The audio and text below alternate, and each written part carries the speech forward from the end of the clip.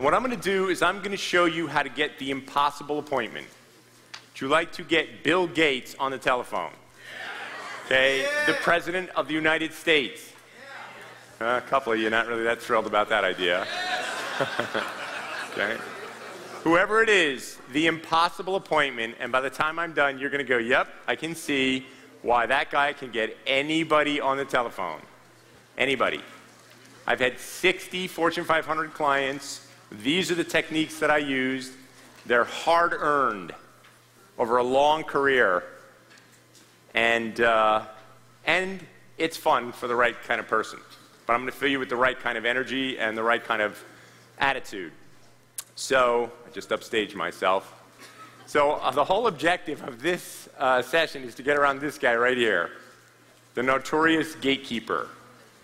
What's cool is that in most cases, you're only one person away from the most important people in the world. Usually, it's just one person. I had always wanted to do writing. Remember I said I didn't have any hobbies? It's because all my hobbies have turned into business. So I love music, and then my daughter became an artist, and so now I'm managing her career. She's on her third album, her third music video. She just won Music Video of the Year. Thank you. Yep. She's a Grammy rep for USC, which out of 40,000 students, she became the single representative they chose to represent the Grammys. And since she became the Grammy rep, the membership for Grammy in her college has grown 1,000%. So whose daughter are we talking about here? No, I'm just kidding. No, come on, if you're a parent, you got to be a little, AmandaHolmes.com. As long as you're asking. AmandaHolmes.com. Anyway, yeah, she's a real star, she's a real beauty, and got a killer voice, and but more importantly, she's got a wonderful personality. She's happy, and so that's turned into a business. And then I've always wanted to write, and so I retired at 40 years old, and I took 2 years off, and I wrote a movie. And then when it was time to sell it, I cold called and got 9 out of the 11 top studio executives on the telephone in a week. We're talking, at the time, Michael Eisner, head of Disney, the head of Paramount, Sherry Lansing, Warner Brothers, like 11 of the top studio executives on the phone in a week. So all the tricks that I've used are all in this module. And I'm not cold calling anymore, obviously, because I can almost get to anybody in the world now. But there was a time when, these were the tricks that I used. So that's what we're going to cover. All right? So we're going to create or improve outbound marketing efforts with the telephone as the ultimate weapon. So even if, again, you're just a website business, and how many people are just 100% website? Okay? So for you guys, it's all going to be about affiliate strategies and potentially best buyer strategies. So using the telephone, sell to businesses by phone, sell to consumers by phone, getting the dream affiliates for you guys who are web-based. Use the telephone to get business appointments. Use the phone to drive the best buyers into your retail store. And we're going to be covering your voice, your tone, your attitude, and your technique. And all of these things are important. So let's start right away with the voice. The first thing you should know is that deeper is better. The deeper your voice, the more of the relaxing tonal quality, not my opinion, studies show, you establish a higher level of rapport when you have a deeper voice. Same thing for women. So let me just imitate her. What about women? What about women? Right? Deeper is better, even for a woman.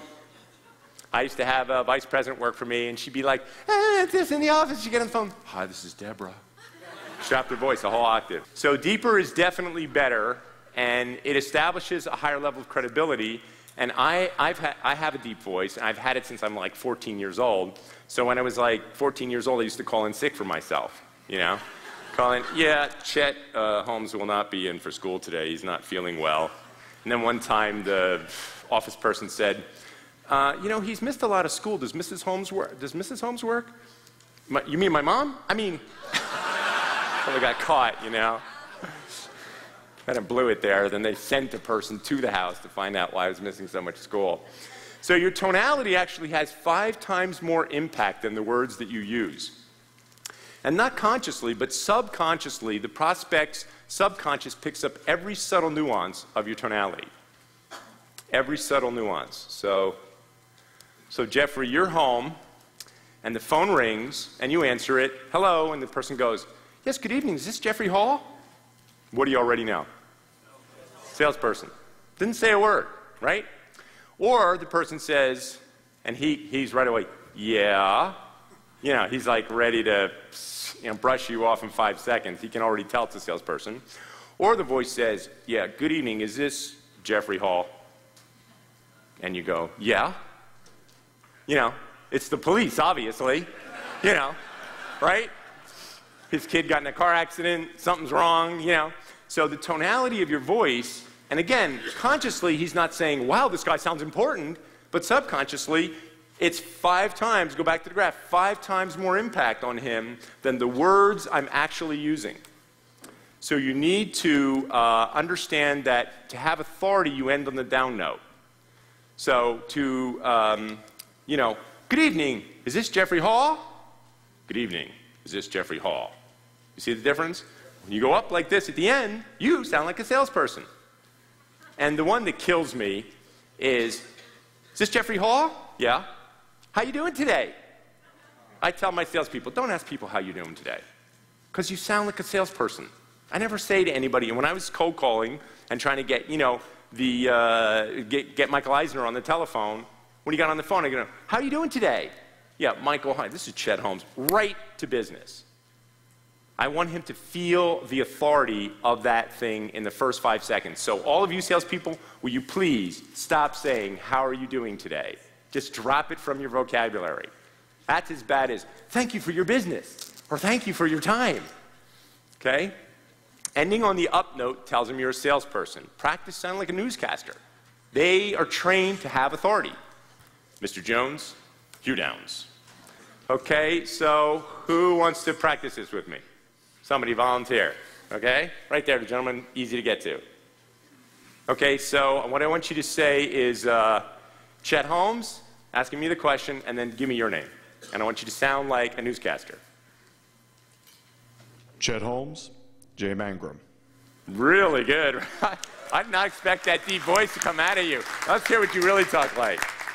So, give him back the mic.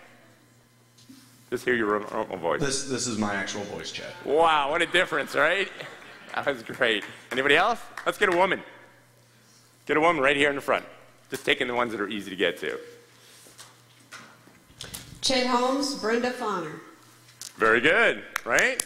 Excellent. Okay, great. So you want to practice having the authority of investigating detective. Shirley, this is Detective Smith. Is Bill Jones in? I cannot tell you how many gatekeepers I blow around just by having that kind of authority in my voice. Seriously.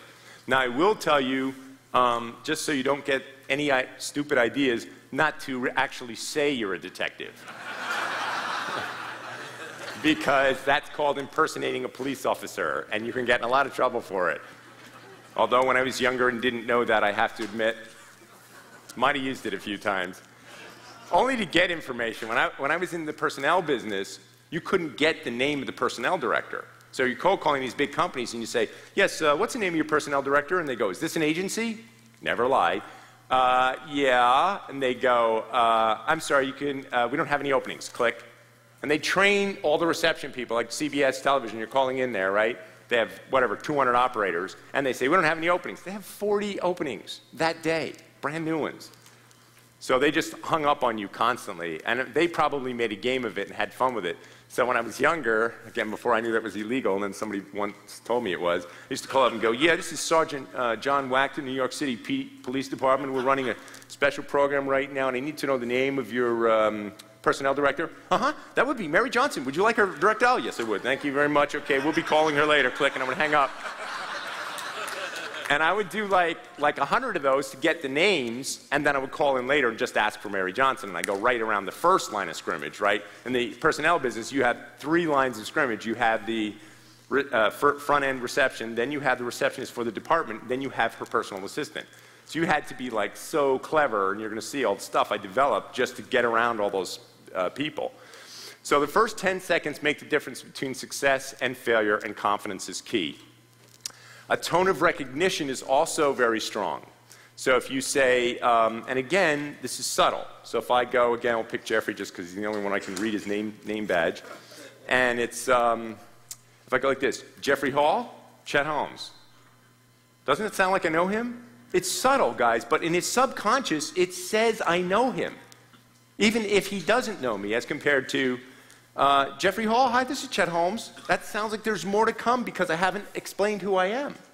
So if I just say it with a little bit of tone of recognition, as if he should know who I am, his subconscious says, wow, I should know who this is. And it warms him to me faster. You understand? It's not a conscious thing. So Jeffrey Hall, Chet Holmes. Oh, Chet, how you doing? Who the hell are you? You know? The other thing you want to do is pace their rhythm. So if you have someone who's, from the South and talking real slow and like this, and you come on and you talk like this, and if you order now, well, it's slices, it dices, Katie, K-Tel Records, blah, blah, blah. The guy's going to go like, won't even understand you. Same thing if you have a person who talks really fast and you're talking really slow, you make them crazy, okay? So you want to pace their rhythm, but that said, you don't want to let anybody rush you. So you get that guy where you call him up, yeah, hi. And what happens is salespeople, when they get rushed, they turn into a salesperson, their voice starts to go up. So you call, yeah, hi, this is Chet Holmes, and I'm calling, I'm calling about our training program, and it's a really great training program, and and I really think you would like it, and and if you're too busy, I'll just call back later. It's okay, bye. But that's what happens. Their voice just goes right up to that upper register. So what I've done is I've actually stopped that guy right there. And I'll say, look, and watch the tonality of my voice. I'll say, look, this is going to take 2 minutes. It's going to be very important to your company. And if now's not a good time, I can see you're rushing me. Just call him on it. I can see you're rushing me. So if this is not a good time, tell me when it is, and I'll call you back. Well, if it only takes 2 minutes, go ahead. And they just calm right down. And now you can take 5 minutes. They give you 2, you can take 5. But I have made the call where I go, look, I can tell you're rushing me. And it was the president of Hilton Hotels. I can tell you're rushing me, and this is going to take 2 minutes. It's going to be very important for your company, so if now's not a good time. He says, well, I'm standing in front of a room of people right now. My secretary said it was important, so I got on the phone with you, but I am a little busy right now. Okay, no problem. I'll see you later. Standing in front of an entire room of people like this. But I had that tone of urgency or authority or importance, and when you're calling the biggest people in the world, who calls them? The biggest people in the world. So if you have the right authority to your voice, you will be astonished. You will be amazed. I've made cold calls, and Michael Eisner, yeah, hi, it's Michael there, this is Chet Holmes. Hold on one moment, please. Yeah, this is Michael Eisner. No shit.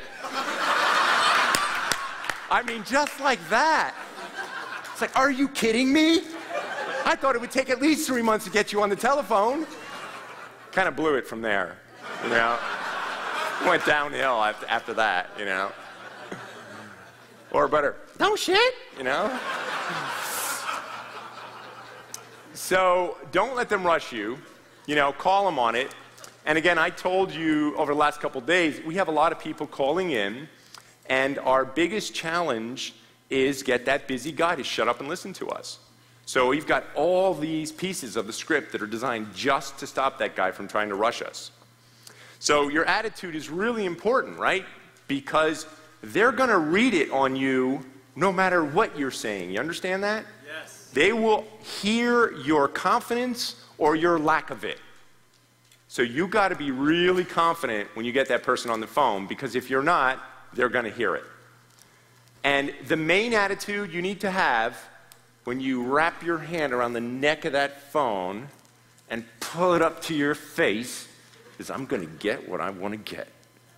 You just have to have that where you're just going to get what you want to get. It's this attitude, and then you're going to help them whether they like it or not. Go ahead, make my day. Try to hang up on me. Did I fire 6 shots? No. Anyway, so you want to be extremely confident. And I found, for my purposes, that if I get on the phone with the attitude that I'm going to get what I'm going after, no matter what, that I have a massive amount of success by comparison to, I'm not sure, I don't know if this is going to work out, boy, I'll just try this. You understand the difference? Yes. And they're hearing that difference. So self-esteem is crucial. That's why you want to hire that type with that personality. Not that you can't train people, but you know, there's tricks too, and I'm going to get into them. So attitude is more important than what you say because the prospect's subconscious hears your confidence or your lack of it. So here's a great exercise. Before you pick up that phone to get those CEOs of the biggest companies in the world on the telephone, you do a 1-minute visualization. This comes from the 1-Minute Sales Manager. It says, close your eyes and count backwards from 5, relaxing more with each exhale. Why do you want to do that?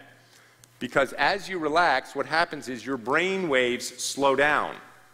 So your brain is going like this normally, and if you count 5, 4, 3, 2, 1, your brain relaxes and it becomes more susceptible to autosuggestion or to visualization. So you visualize the prospect being happy to take your call. Notice who the focus is on in the beginning. It's on the prospect, not on you. That's coming though, okay? So you visualize them being happy to take your call. You visualize them being happy after your call, feeling like they benefit in some way. They got something they wanted to get. And then you visualize yourself feeling great. Yes! Now if you do that little exercise right before you pick up the phone, you're going to be a little stronger, right? Okay, this exercise will dramatically boost your confidence right before you make the phone call, and even as much as I've done it, as good as I am at it, I have still found myself doing that when I'm calling Michael Eisner. Okay, selling to the business by phone. You want to create a vehicle that enables you to build rapport. A survey, an e-zine, a strong promise, a piggyback relationship, core story offer, free offer. So this is a really killer strategy, by the way, that I've used many times with hundreds of clients, is the survey and the e-zine tied together. Any one of you can start a magazine. Any one of you can become a publisher today. And the beauty is you never have to print anything because you can have it on your website.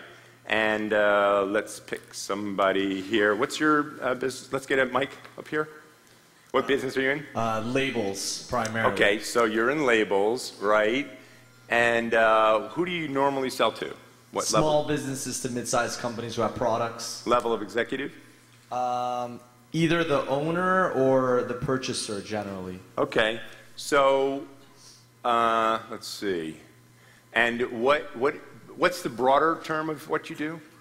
It's labels, but if you were... It's really, I guess, packaging, if you want to look at it. So it's image enhancement?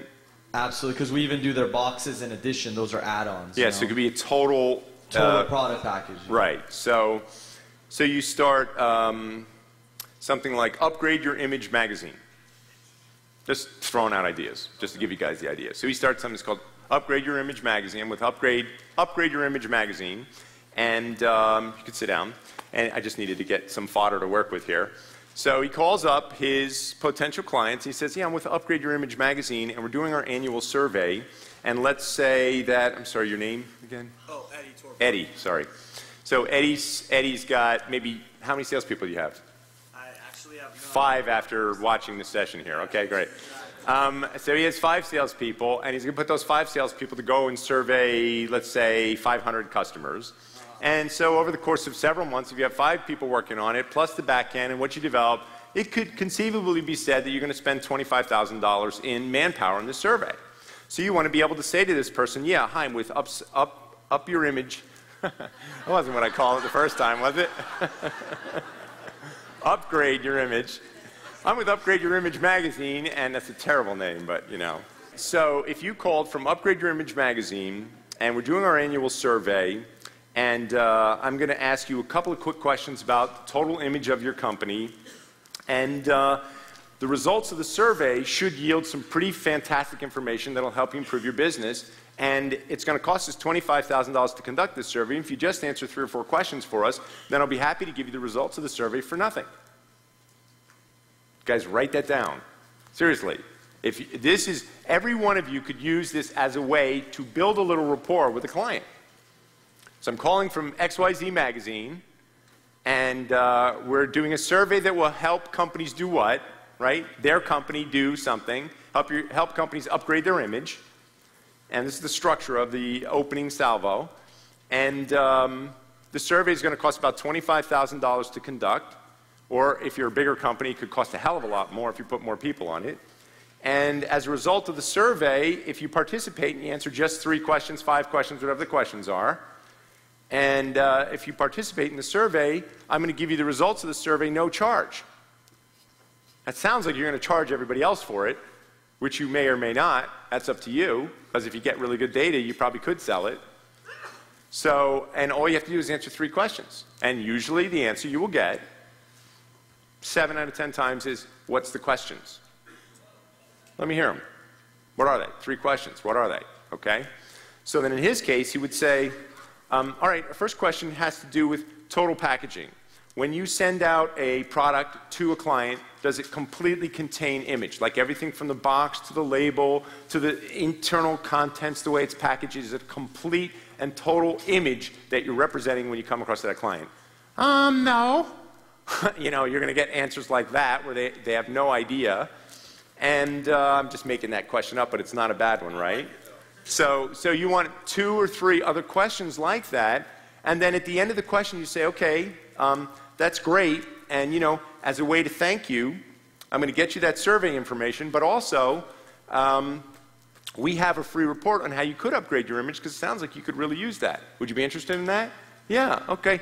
Hey, just curious, and now you want to try and build yourself into a conversation. Do you understand? So as long as you're serving the client, you know, the strategist will slaughter the tactician. That's the strategist. Tactician says, I want to sell you labels, sucker. You know? Strategist says, oh, wait, I want to build a little rapport. I want to have a way to get into a conversation. I want to gently ease my way into this guy's life. I want to try and serve him. I want to find out if I can help him. So a survey is a killer concept. Yes? Should I actually bring up labelchoices.com at all Once you get to this point and they're interested, because then that's kind of sales. That's my question. See, he wants to go right into selling. He can't help himself, which I admire and respect. Yeah. But it has to be subtle. So what you do is you'd want to have a diagnostic with the client. You'd want to have something you could give them for free. You want to say to them, look, and this is where you hire the 5 salespeople, because it's going to change your whole life. Yeah, I will. I just got to learn how to do it, but I'm doing it. Okay. So, but he could say, you know, look, you know, it sounds like you could really upgrade your image. Where do you get your labels now? Oh, I get them at so-and-so. Okay, well, you know what? The reason we started this magazine is because we find a lot of guys like you, they don't have this information. By the way, do you have to publish the information? Yes. People go, no. Yes. If you say it, you got to do it. Okay? You have to come from a place of integrity. But today, it can be on your website, our e-zine annual survey, and there you are. You can even go back to the guy and say, hey, we're putting up the survey. Do you mind if I publish your answers? Yeah. Do you want your picture? Hell yeah. You end up surveying, you have the answers with the guy's pictures. And then you can send them to your website, and they go and click on and look at your picture. I'm showing you what a strategist does. That's why they slaughter a tactician. You come against me in the war of business, and I'm going to flatten you, because I'm going to make everything I do work harder, smarter, better, easier, faster. That's what you want to be, the ultimate strategist. So that's a great, great approach. Also starting with a strong promise, which I'm going to give you some ideas. Piggyback relationship. So now Tony and I have merged to form this alliance called Business Mastery. And some of you watching at home will have gotten a call at one point that says, I'm calling on behalf of Tony Robbins. Is that going to help us when we call his fans? Would the answer be heck yes? Okay. So you create tools. So can you get a strong relationship? Who can you get who you can piggyback on? And I'm going to give you some obscure answers that you won't believe how well they work, like a dry cleaner. And you're like, I'm going to piggyback on a dry cleaner? Yeah, because they have the phone numbers of the people you want to talk to, and you can't get them, right? And do not call list means you can't even call them unless you have an excuse or a reason, right? So I'll show you all kinds of ways to get around. The strategist is going to outthink the tactician every time. Create tools to help you sell, mini orientations, drawings, diagrams, paint visual images.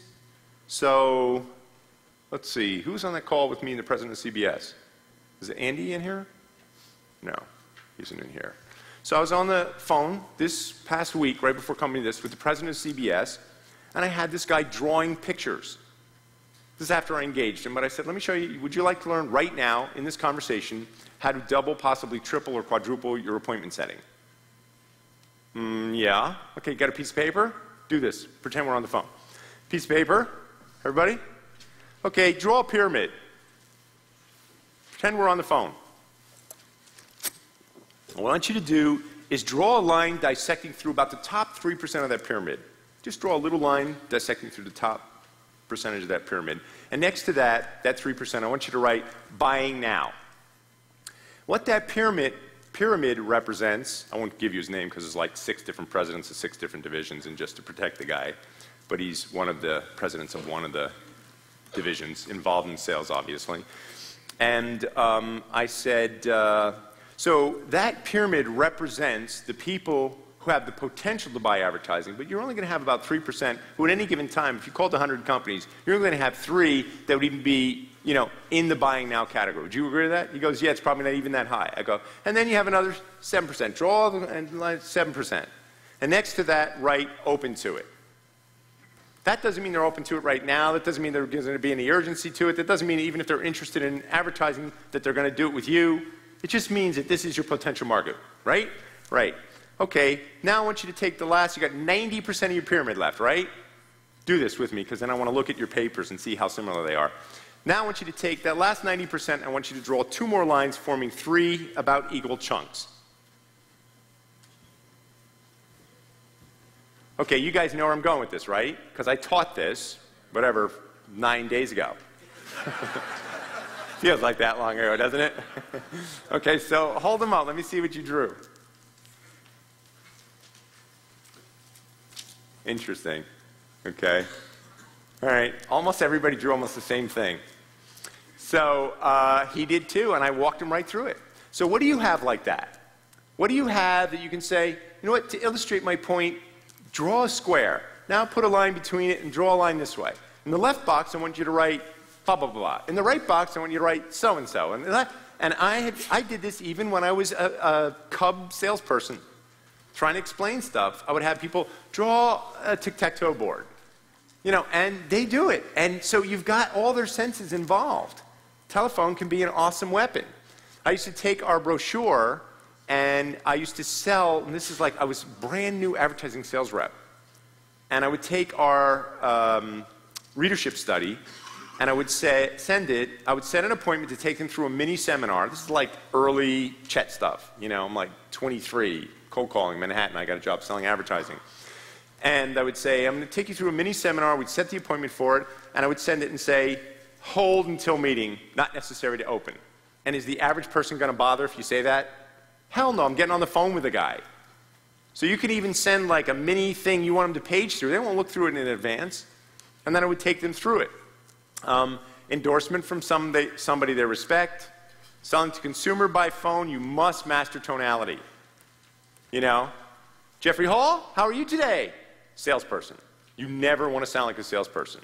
Must have strong promise or other rapport vehicle. Also, it can be very helpful if you give the exact amount of time. Yeah, hi, Jeffrey. This is, you know, Chet Holmes with the San Francisco Chronicle. And we have a proposal for you that's going to take 1.43 seconds for you to hear it. Okay, go ahead. I got 1 minute and 43 seconds.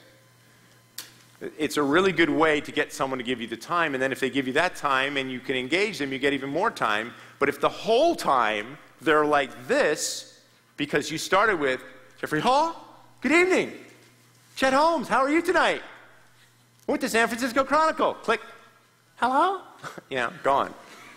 Yes. Mike, coming your way.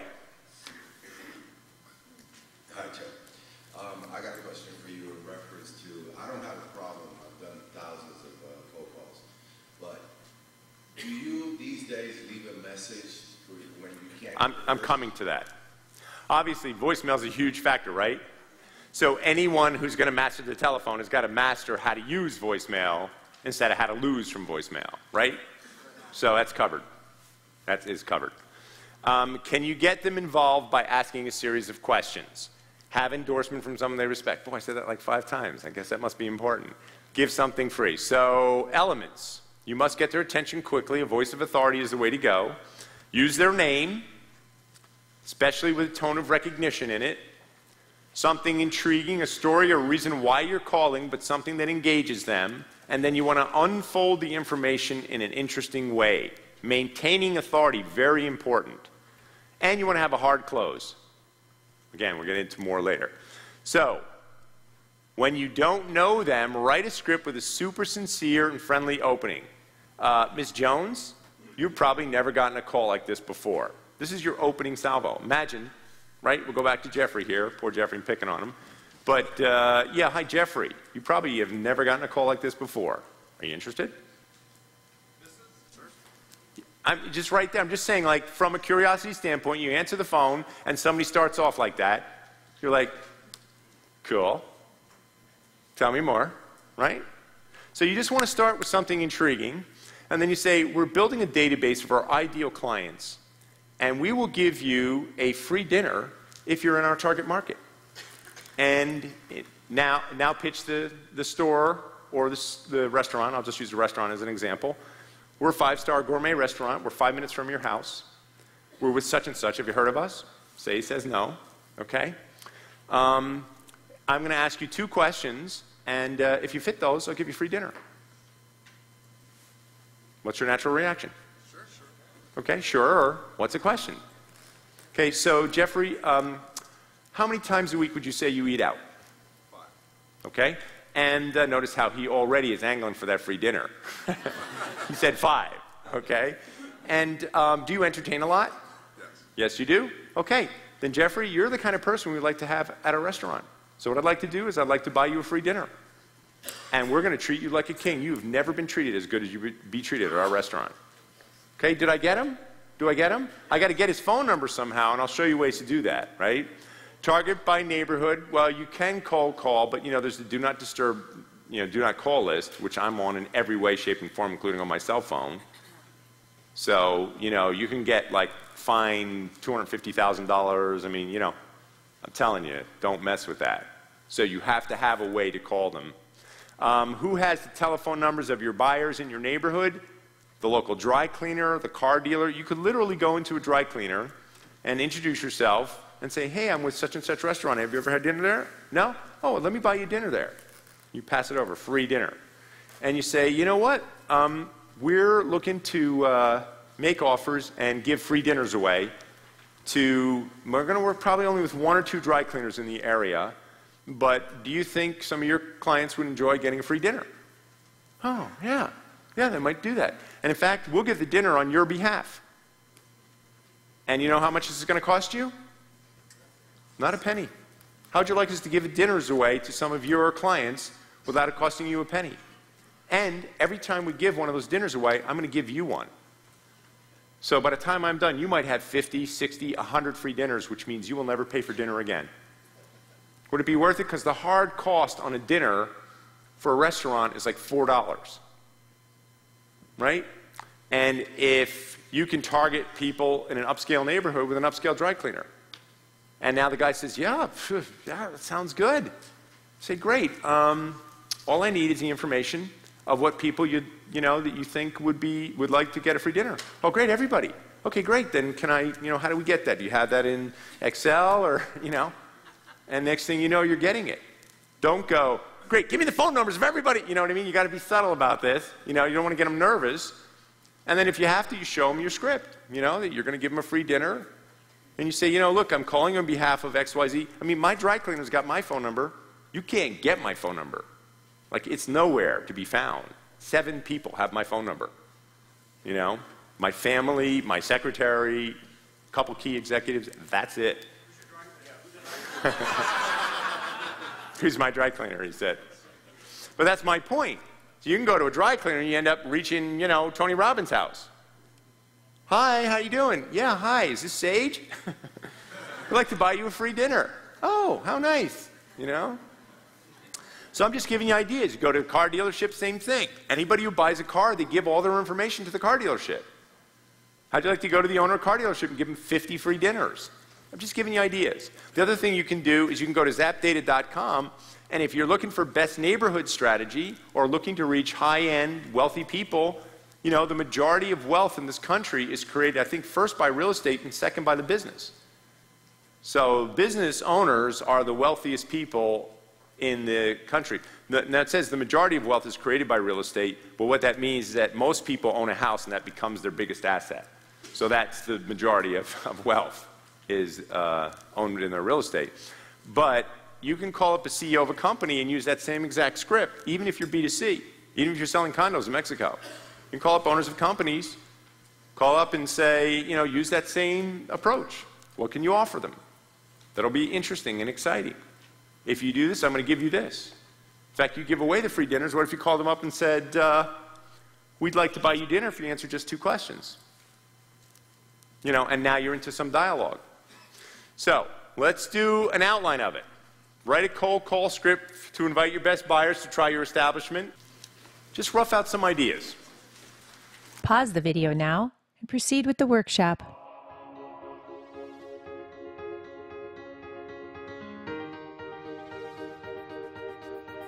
Sometimes all that stands between you and stunning success is a secretary.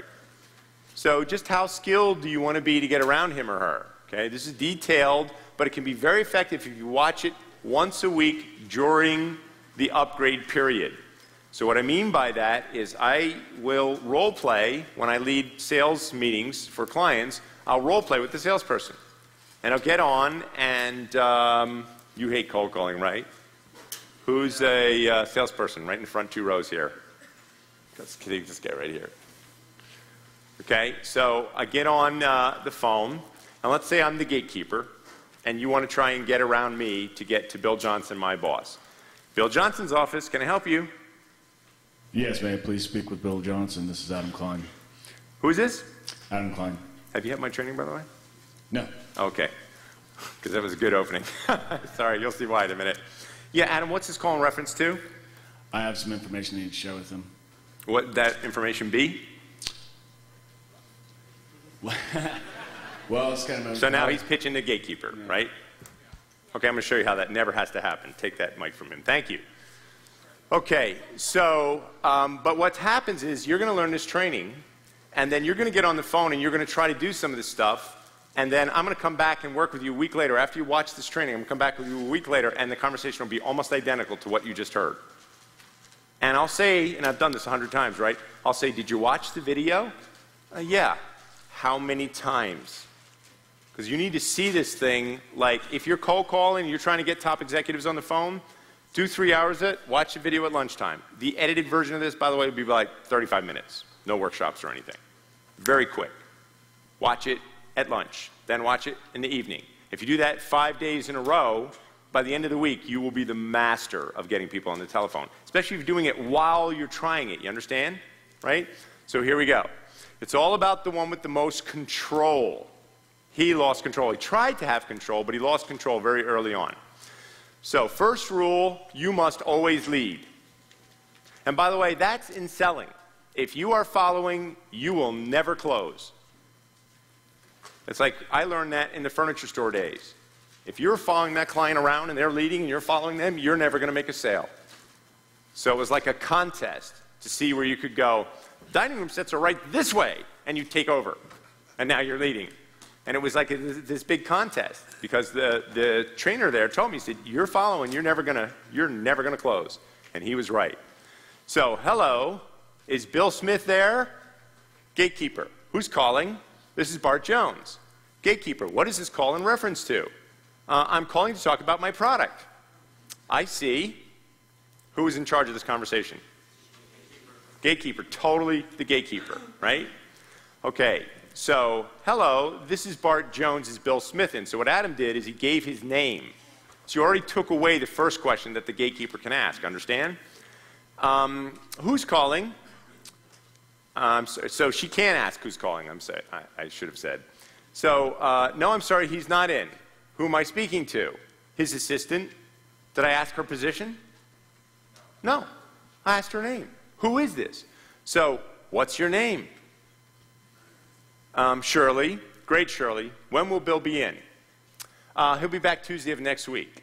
So who is leading this conversation? Totally. Completely in charge. Okay? So now let's show you where, let's get a little tougher and a little tougher and a little tougher. Take you to the impossible gatekeeper and show you every single way. Hello, this is Bart Jones. Is Bill Smith in? May I ask what this call is in reference to? She just tried to take control. You must take it back. Who's this? His assistant. What's your next question? What's your name? Shirley. Before we go on, let's talk some concepts, okay? I'm just showing you, like, she tried to take control, you take it right back. You have to be in charge of every conversation or you will never get around that gatekeeper. Okay, never pitch the gatekeeper unless all else fails, which I will explain. But there's another book out, it's like, warm yourself up to the gatekeeper, win the gatekeeper over, send the gatekeeper flowers. I'm like, you know, I don't have 3 months to get Michael Eisner on the phone. I want to get him on the first try, right? So I'm showing you how you get these guys, if you can blow past the gatekeeper, that's the preferable modus operandi. Get around that gatekeeper in 1 or 2 phone calls or 1 phone call where you're just very clever. And I've done it thousands of times. And then if all else fails, I'll show you how you win over the gatekeeper. The gatekeeper will water down whatever you're saying, right? You do a masterful pitch to that gatekeeper, and when she gets to the boss, and you did 20 minutes, she will do 20 seconds. Am I right? Okay. Too easy for the boss to say no to the gatekeeper, and she sure isn't going to argue with him, right? The gatekeeper will pass you off to someone else. Has that ever happened to anybody here? You know? The gatekeeper may have the power to say no, but not the power to say yes. You always want to talk to the person who can say yes. That's for any kind of sales at any kind of time. So you want to complicate the issues. You want to be vague. You want to be authoritative the whole time. Never lie. Never lie. And that'll just come back to bite you. But just from an integrity standpoint, never lie. Doesn't mean you can't mislead a little here or there, no, but you never lie. What's this call in reference? So she says, what's this call in reference to? Tell him I'm with XYZ company, Shirley. One moment, please. Now, did I ask her? I told her. I just told her what to do. And if your authority is right, hi, this is Bart Johnson, and I'm calling for Bill Smith. What's this call in reference to? Just tell him I'm with Chet Holmes International. Okay, hold on one moment, please. Doesn't sound like I'm giving her any other option, does it? No. And it sounds like I expect that he will know who I am. Which is why, by the way, you always want to send a direct mail piece. So that you can confidently say, will he know what this is a reference to? Well, he should. Just tell him Chet Holmes is calling. Because your letter was signed Chet Holmes. Happens to be in the garbage right now, but, you know. You can dream, can't you? Okay, so let's make it more and more difficult. Mr. Jones? Yes. He wants to know what this call is in reference to. So I already gave her my name, I already gave her my company name, right? So now we go to the contest. Let's see how many times we can send the gatekeeper back to the boss without giving her any information whatsoever, right? So I'm going to start over. Here's number 1. Is Bart Jones in? This is Bill Smith. What's this in reference to? Just tell him Bill Smith. So now you don't even give your company name. Because you did send him that letter, and it did have your name on it, right? So he should remember you. Just tell him it's Bill Smith. Hold on one moment, please. She comes back. I'm sorry, he doesn't know your name. Can you tell me what this is about? Am I going to tell her? No. Heck no. And I take back control.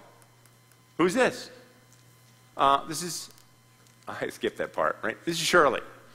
Okay. Are you his regular assistant? Let's get more information, right? So now I'm going to start getting information. Because one time I got the highest ranking HR guy at Merrill Lynch on the telephone because I called him 3 different times and got 3 different names. So by the 3rd name, I called him one time, so I call him, hey, his name was Lee. Is Lee in? This is Chet Holmes. No, he's not. Who's this? Oh, this is Betty. Oh, Betty, you his regular assistant?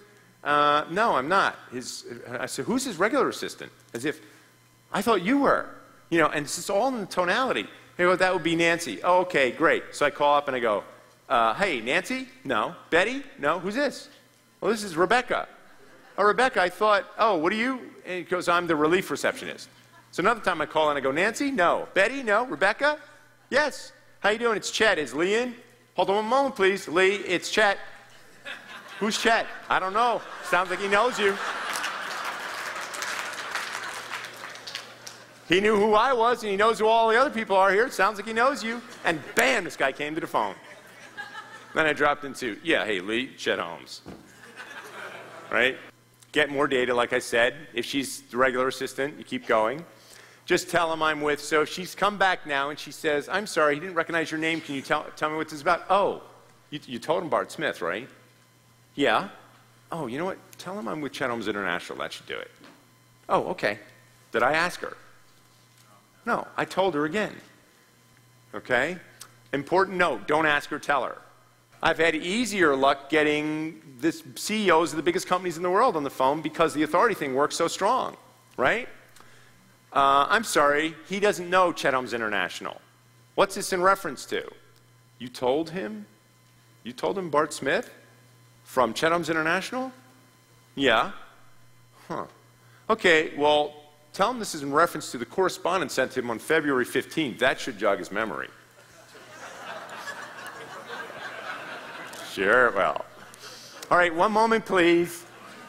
She's getting more and more intimidated because I got her going back and forth like a ping pong ball. He sends her back, I send her back, he sends her back, I send her back. Ping, ping, ping. And a lot of times, right there, she says, can you just take the call? Please? Can you just take this? And most bosses want to rescue the secretary, put him through. I'll handle it. Yeah, hi, Bill Smith, Chet Holmes. And now I got him. A lot of times, just by sending the gatekeeper back on the fourth call, I get the guy on the phone.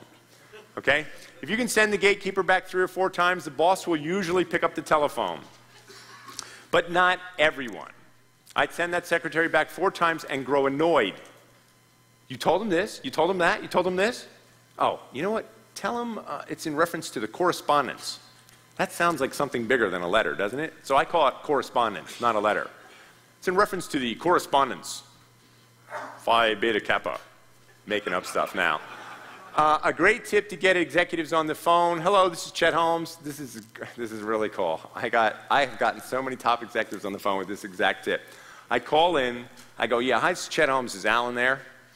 Secretary, no, he's in London until Monday. Oh, that's right. Just seriously. Just tell him Chet Holmes called. Okay, thanks. Click, I'm off the phone. This happens to be Alan Horn. He's the head of Warner Brothers Studios, and I turned my writing hobby into a business, and I sold a screenplay to Warner Brothers. And then it got, you know, after 5 directors and 6 movie stars, it got stalled and no one was working on it. And, you know, sometimes the project just lose its momentum. So I want to get the head of the studio on the phone and straighten him out why we need to make my movie.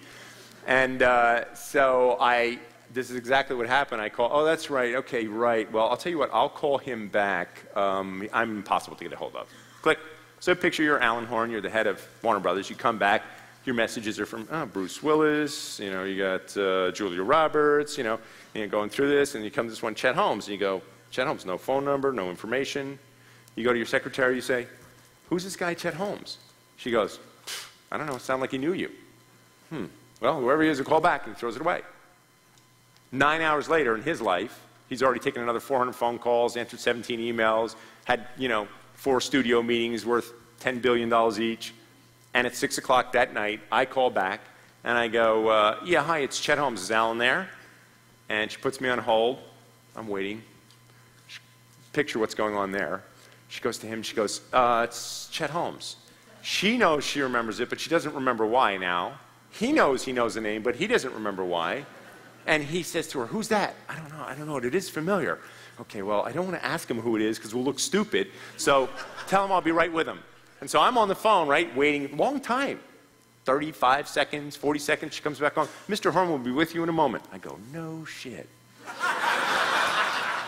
It worked again. I have used this trick so many times and it worked every single time. It's amazing. So, sure enough, he gets on the phone. Chet Holmes. He's going to fake it until he figures out who I am. I can't even believe this.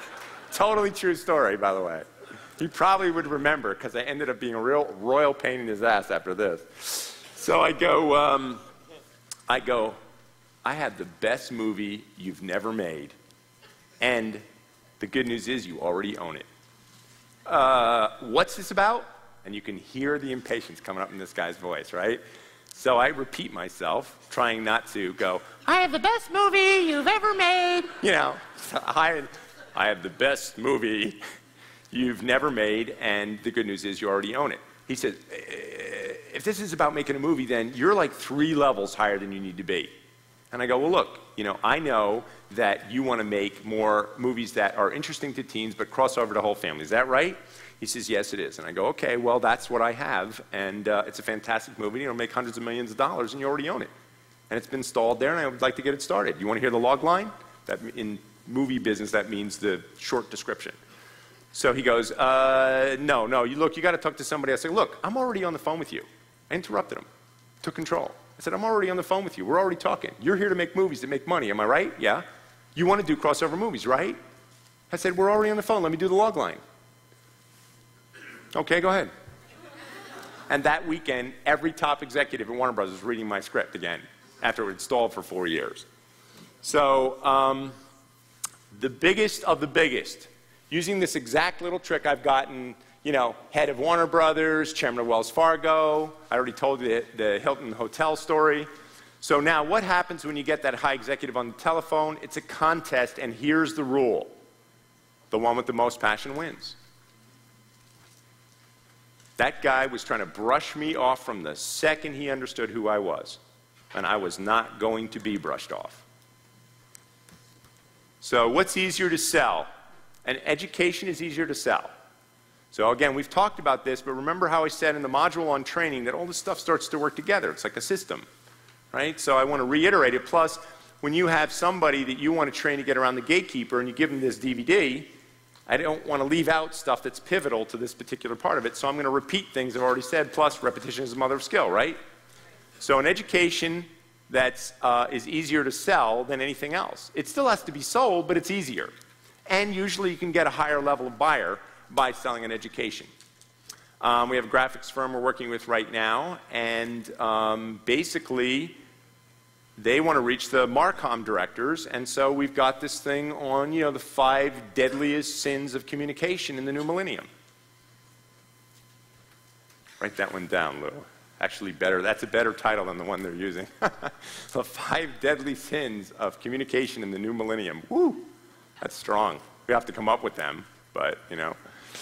Anyway, so they call a Marcom director, and they will get like 6 people to take this little mini seminar.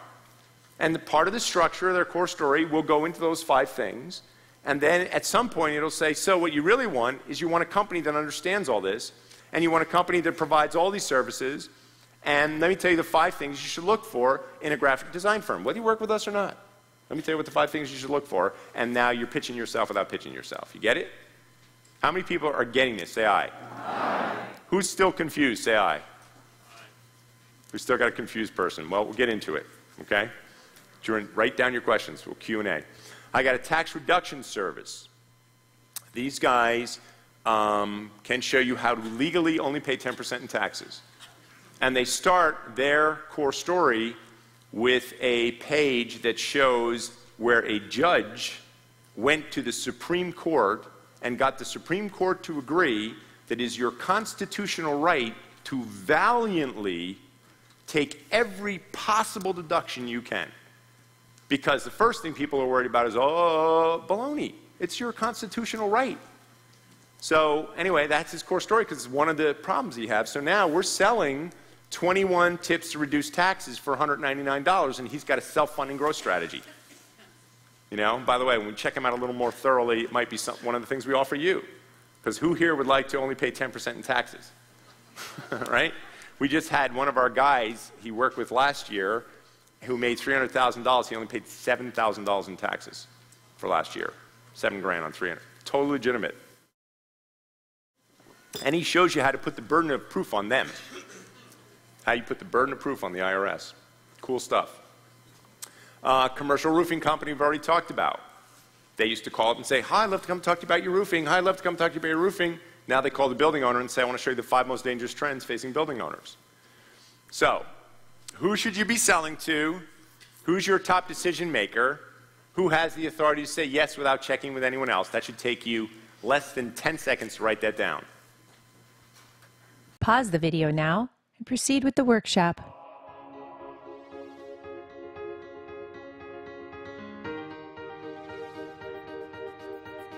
Back to the gatekeeper. Okay, so what's this call in reference to? So now let's say I've tried all those other tricks and tips and none of that worked. And she's just pinning me to the wall. And she's saying, what's this call in reference to? And so a lot of times our people will say, well, our CEO wrote him about an executive briefing we offered. Okay? Be authoritative, be vague, give little bits of information, keep sending her back as many times as you can. Don't turn into a salesperson with the gatekeeper. Once you give her the power, you lost it. You understand that, right? Once she figures out, oh, this is a salesperson, you know, you're done, right? Use a market influencer cell. Any concept, product, orientation, or idea will gather far greater momentum when the other big players in the market look at it. Does that make sense? Okay?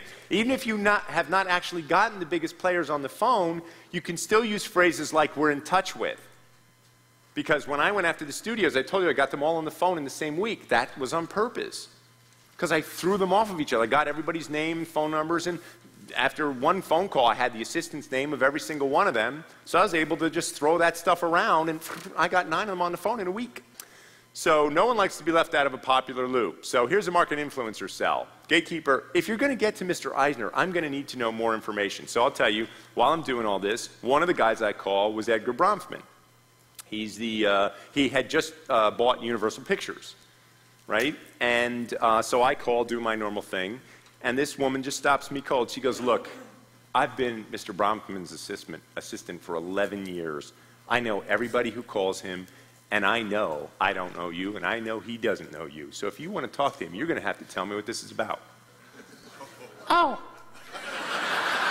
No problem. You know. So then I end up back with the gatekeeper pitch at that point, you know. And I pitch my butt off to her, and 10 minutes later, Casey Silver, the chairman and CEO, reporting to Edgar Bronfman of Universal Pictures, called me back. So that's another way. I tried to get to Rupert Murdoch. He sent my letter to the president of his studio, and I called back, and the secretary said, oh, you didn't hear from the president of the studio? And I go, no, I didn't. She goes, where are you now? My phone number is, and 5 minutes later, the secretary for the president of Fox called me back. So it's a strategy. Go higher than you actually want to reach, because when you get bunted down, you get to somebody you could have never gotten on the phone in the first place, right? So don't tell her, be vague, send the gatekeeper back. Shirley, I appreciate that Michael is busy. Notice how I called him Michael, not Mr. Eisner. And listen to the tone of my voice, because that's the most important thing going on here. Shirley, I appreciate that Michael is a busy man. If he knew how important this is, he'd take my call.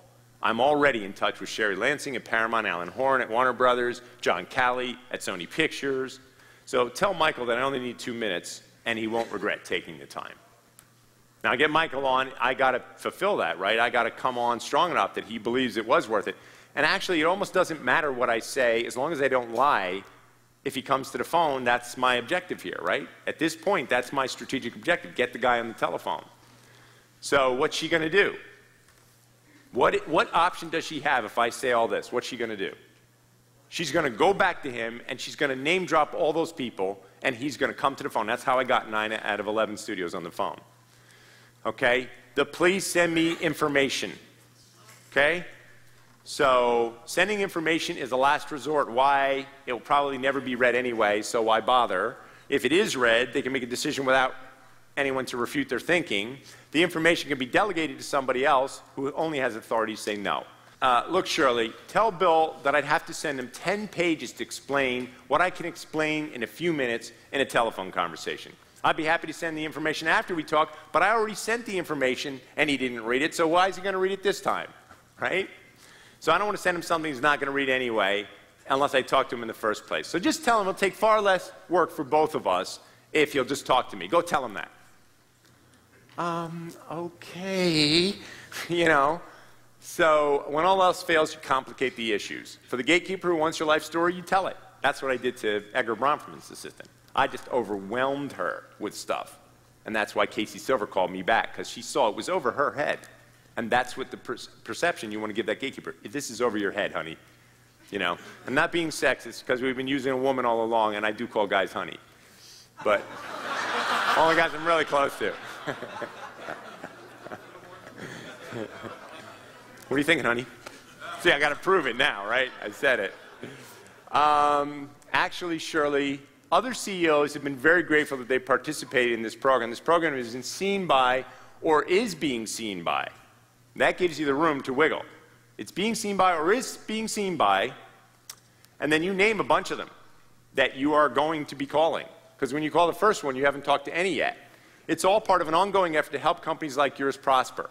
In any event, I think Bill will be very much like other CEOs in his reactions to this program. Have him call me, and I'll be happy to explain it to him. Okay? You must make the program seen over the gatekeeper's head.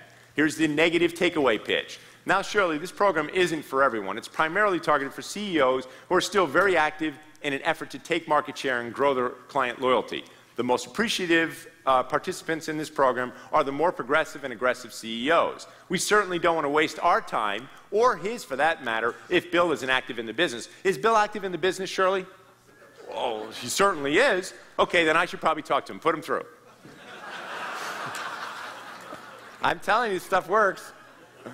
Okay, the super combo pitch. Actually, Shirley, we didn't really think about Bill specifically. It's just that since the program is most appreciated by progressive CEOs who are very active in the business, some of our staff here said that Bill Smith might be grateful to be made aware of the program. We're talking to every other type of CEOs, blah, blah, name drop, name drop, name drop in the marketplace, have been very receptive, but, you know, Bill might not be the guy if he's not that actively involved in the business. I don't really know. He and I can determine that very quickly if you put him on the phone. Can you get him through, please? You know? So tell a story. Now you get the CEO on the phone. You want to tell a story, right? You use the same approach. That's very effective, saying, look, you know, we didn't really think of you for this program, but after talking to, you know, or since we're in touch with, and you name a bunch of their competitors, you know, it came to us that you might be someone that might want to get this information too. Okay? Others on our staff, negative sell. So be prepared. Use notes with highlights. Know what you're going to say. Have a description of the orientation in front of you. 7 steps to every sale apply for the phone too. So if you look at those, rapport, your tonality, hopefully showing massive credibility will help you gain trust. Qualify the need. You need a reason to ask a few questions. So I asked Alan Horn, you know, you want to make great movies, duh. You know, you want movies that are interested in teens but cross over to the whole family, right? You want to ask 3 questions that he can't say no to. Build value, mentoring, mentioning the fact that your orientation will be shown to other businesses, build value, create desire. All your competitors will see this. Sell the sizzle, talk about areas covered. Objections, the one with the most passion wins. I've had conversations with CEOs where on the call they turned me down 11 times and I got the appointment. That was typical, by the way. That's average. If you haven't figured that out in advance, you'll never be the ultimate sales machine. Okay, close. Morning's usually best for me. You know, we're booked every morning through next Thursday. How does that work for you? You close. Close hard. And then follow-up, we already covered that. So Bill Smith comes to the phone. You, Bill Smith, great. Bill, we've developed a new program for top executives. After much research, we found that there are several surprising trends in your industry, trends that will have a profound impact on your company, especially if you're not aware. We've packaged this information into a special program, blah, blah, blah, blah, blah, right? Core story sales pitch. Let's take a few minutes and flesh yours out. Pause the video now and proceed with the workshop.